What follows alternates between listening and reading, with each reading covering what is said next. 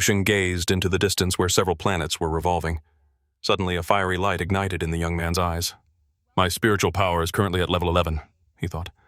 I wonder what level my stellar body is equivalent to. Following that, a divine flame blazed across his body.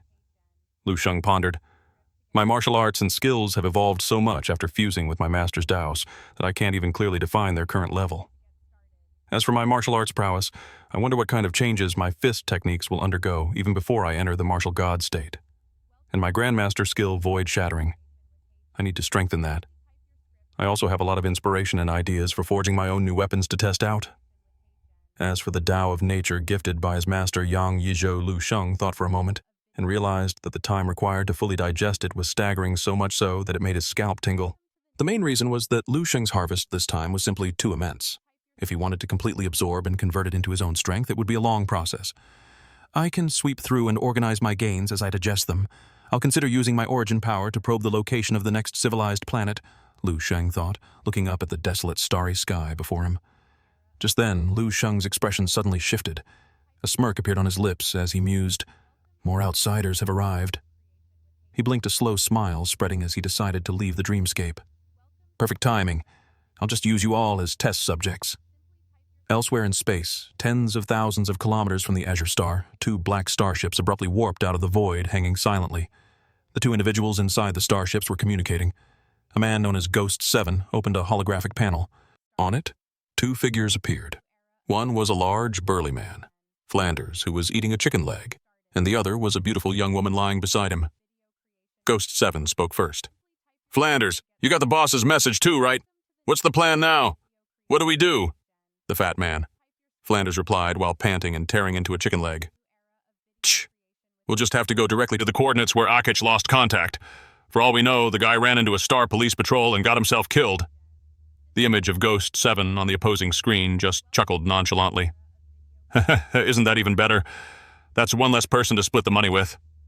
Hearing this, a look of delight crossed Flanders' face, and he nodded. But we still have to check it out to report back to the boss. Let's go together." Ghost 7 said nothing more. The two pilots steered their starships toward the transmitted coordinates. The two vessels streaked across space, their engine trails like shooting stars, crossing tens of thousands of kilometers in an instant. Before them, a beautiful azure planet immediately came into view. Ghost 7 looked around and suggested, "This blue planet is gorgeous. Let's run an energy scan first." Flanders nodded in agreement.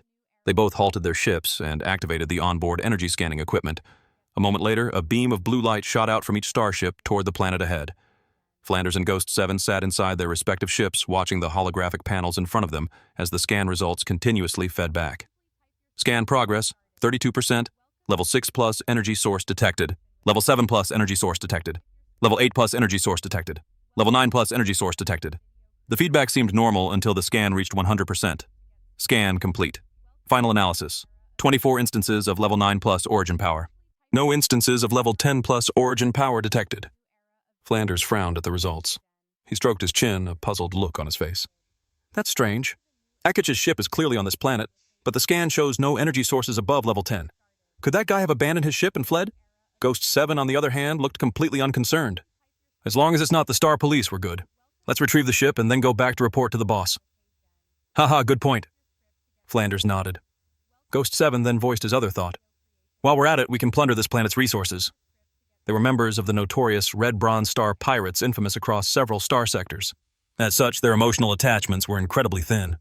A comrade's life or death was completely insignificant compared to money. As long as their own lives and money were safe, anything was possible.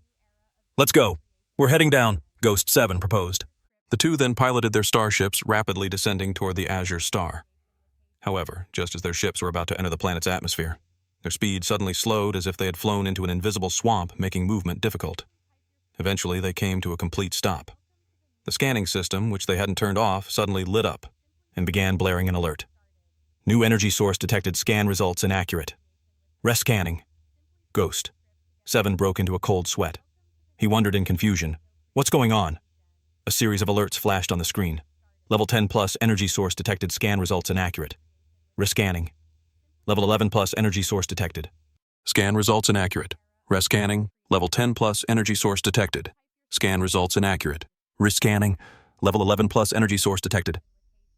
On the holographic panel, a massive amount of data was being processed. Readings for level 10 and level 11 energy sources flickered on and off erratically. The entire system seemed to be having a seizure, and even the broadcasted voice became a garbled, chaotic mess. Startled and confused by the situation, Ghost 7 couldn't stop himself from slamming a fist on the control panel. "What is this? Has the system gone insane?"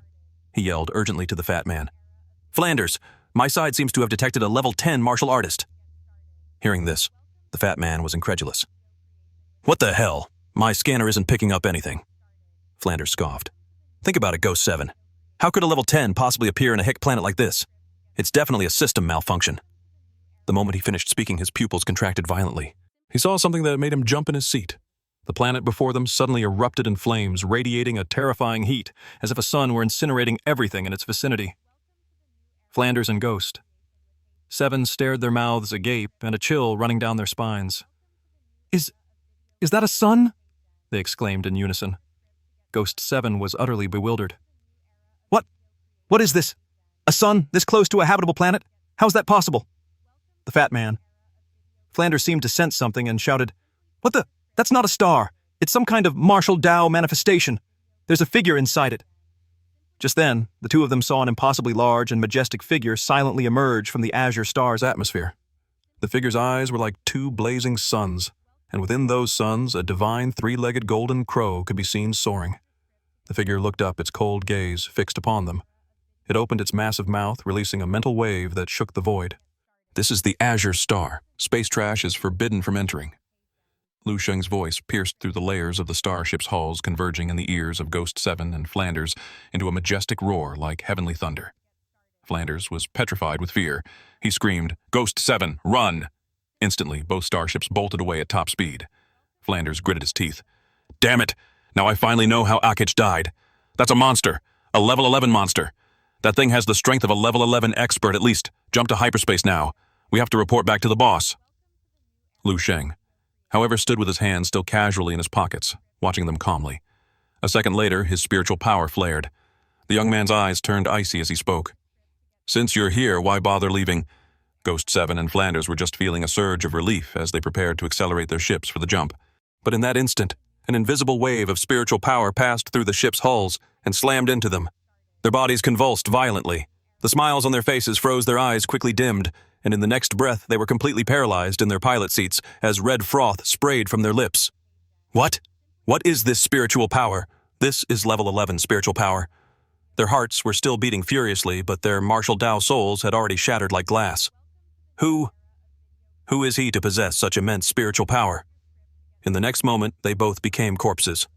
Flash. Lu Sheng appeared beside the fat man's body.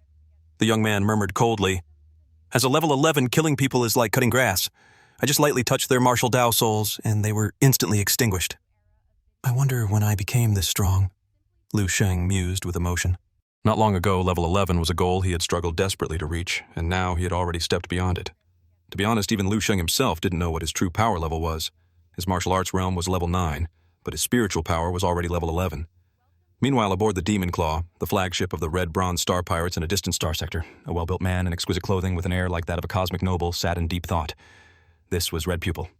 His crimson eyes narrowed as he spoke. "Ghost 7 and Flanders have also lost contact." Standing beside him was a beautiful woman with tan skin. She immediately took a step forward, her expression turning serious. "What, all of them?" A hint of shock crossed the woman's face. "First Akich lost contact, and now Ghost 7 and Flanders, who went to investigate, have also disappeared." And to make them lose contact, there were only two possibilities. One, they were dead. Two, they had deliberately cut off communications.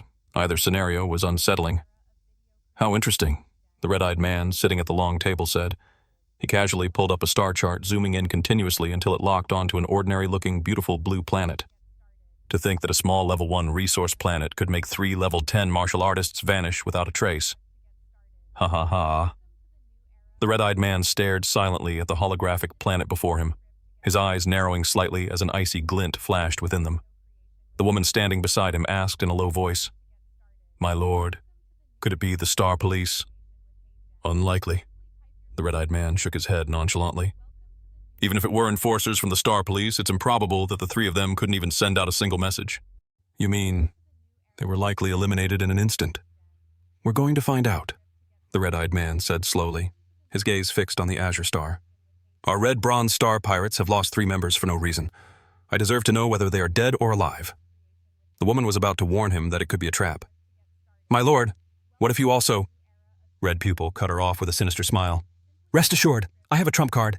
Even if a peak level 11 expert came for me, I have the power to escape unscathed. We have never lost 3 people like this without a single word. I must find out what happened.